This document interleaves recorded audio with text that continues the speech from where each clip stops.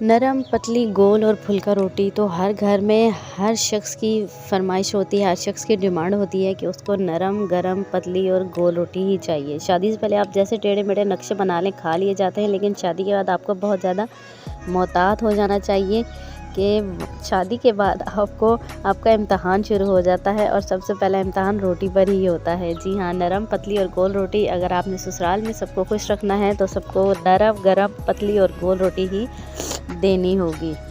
तो जनाब, आज की वीडियो में देने वाली हूँ आपको रोटी से रिलेटेड कुछ टिप्स और ट्रिक्स।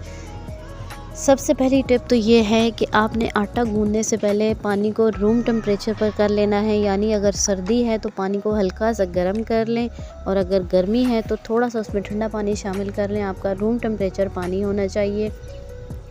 टिप नंबर 2 आपकी ये है कि आटा गूंदने से पहले परात के नीचे छोटा सा कोई भी साफ़ी या कपड़ा बिछा लें। इस पर्पज़ के लिए आप फिक्स कर लें, क्योंकि आटा गूंदे हुए परात जो है उछलती कूदती रहती है, हिलती रहती है, तो उसको एक जगह फ़िक्स करने के लिए आपने नीचे जो कपड़ा बिछा लिया होगा उससे वो फिक्स हो जाएगी और आपकी परात सारा आटा गूंदते हुए नहीं हिलेगी। तो है ना मज़ेदार किस्म की टिप। वीडियो को कंटिन्यू रखिएगा, ऐसे ही मज़ेदार टिप्स आपको आगे भी देने वाली हूँ। जहाँ जिस पॉइंट पर आपको वीडियो अच्छी लगे लाइक ज़रूर कर दीजिएगा और अच्छा सा कमेंट करके मेरी हौसला अफजाई कर दीजिएगा। वीडियो के एंड पर देखिएगा कि अगर आपको इस वीडियो से कुछ सीखने को अच्छा मिला है तो आप वीडियो को शेयर ज़रूर कर दीजिएगा अपनी फैमिली और फ्रेंड्स के साथ। अच्छा जी, अब आ जाते हैं आटा गूंदने की तरफ। आटा गूंदने के लिए आपने आटे को छानना नहीं है, बल्कि अनछना आटा लेना है। अनछने आटे में बहुत ज़्यादा फ़वाइद होते हैं। हमारी सेहत के लिए बहुत सी ऐसी चीज़ें होती हैं जिसको हम छान कर और छान बूरे में हम निकाल कर ज़ाया कर देते हैं और बाकी का आटा हम इस्तेमाल कर लेते हैं। तो मेक श्योर कि आपके घर का जो गंदम हो, आटा हो, अगर गंदम है तो वेल एंड गुड, उसको अच्छी तरह साफ़ कर लें। अगर आटा आता है तो उसको भी ऐसे ही देख लें, साफ़ कर लें और उसको छान कर उसमें से छान बूरा अलग मत करें, क्योंकि यही हमारे नबी की सुन्नत भी है कि आटा छाने बगैर इस्तेमाल करना चाहिए।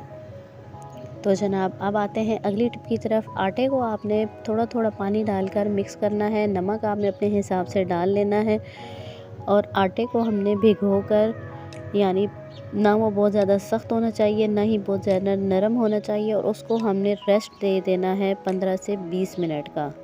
15 से 20 मिनट के बाद हमने उसको गूंद लेना है, अच्छी सी उसकी डो तैयार कर लेनी है।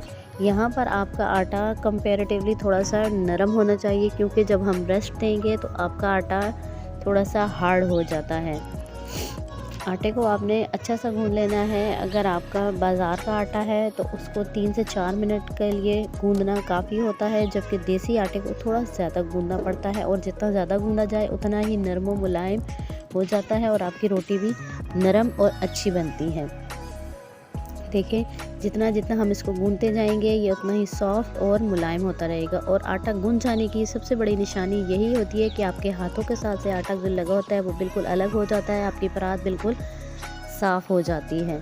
ये देखें, जैसा कि अब मेरी परात साफ़ हो चुकी है। अब हम इस आटे को थोड़ा सा सेट करेंगे और इसको डाल देंगे अपने बर्तन में। आटे को अब हमने देना है रेस्ट तकरीबन 1 घंटे का। कोशिश किया करें कि रोटी बनाने से 1 से 2 घंटा पहले आटे को गूंद कर रख दिया करें। आटे को जितना ज़्यादा रेस्ट मिलेगा आटा उतना अच्छा सेट हो जाएगा और रोटी आपकी उतनी अच्छी बनेगी। अगर गर्मी है तो फ्रिज में रख दें, अगर सर्दी है तो काउंटर टॉप पर ही रख दें। ये देखें, आटा हमारा 1 से 2 घंटे गुजर चुके हैं। अब हम इसके बना लेंगे पेड़े। पेड़े बनाकर मज़ीद 1 से 2 मिनट का रेस्ट देंगे। अगर आपका आटा फ्रिज में हो तो फ्रिज से निकाल कर रख दें, आधा घंटा पहले ही बाहर रख दें और उसके पेड़े बना दें, क्योंकि बहुत ज़्यादा ठंडा आटा जो होता है उसकी डायरेक्ट रोटी अगर डाली जाए तो वो भी सख्त हो जाती है।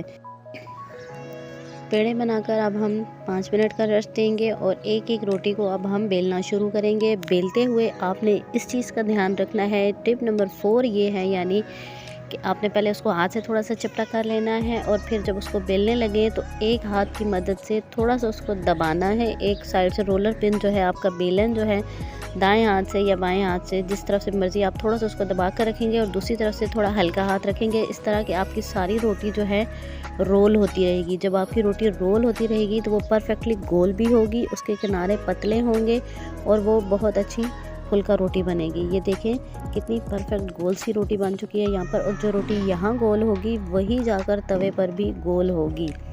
ये देखें कितनी पतली और गोल रोटी बनी है। इसको अब हम पकाते हुए हल्का सा फ्लिप करते जाएंगे। रोटी के बराबर फूल डालने के लिए एक टिप ये भी है कि रोटी को आपने बराबर से फ्लिप करते जाना है। किसी भी अच्छी साफ़ी ले लें आप, इस पर्पज़ के लिए अलग रख लें, और हल्का सा रोटी को दबाकर फ्लिप करते जाएं। इससे आपकी रोटी के किनारे बहुत अच्छे बराबर किस्म के पकेंगे और फूलदार रोटी आपकी बनकर तैयार हो जाएगी। दूसरी रोटी भी मैंने डाल दी है। इसी तरह मैं अपनी सारी रोटियां तैयार कर लूँगी। आई होप आपको मेरी आज की वीडियो अच्छी लगी होगी। कोई भी टिप ट्रिक आपको अच्छी लगे इसको फॉलो ज़रूर कीजिएगा और मुझे फ़ीडबैक ज़रूर दीजिएगा कि मेरी ये टिप्स आपको कैसी लगी, और अपनी फैमिली फ्रेंड्स के साथ शेयर करना हरगिज़ मत भूलिएगा। चैनल पर नए हैं तो सब्सक्राइब कर दें, साथ बेल आइकन को प्रेस कर दें ताकि अगली आने वाली वीडियोस आप तक टाइमली पहुंचती रहें और ये देखने में आपको फ्री में मिलेंगी। मुझे दीजिए इजाज़त। अपना रखिएगा बहुत सा ख्याल और मुझे रखिएगा दुआओं में याद। अल्लाह हाफिज़।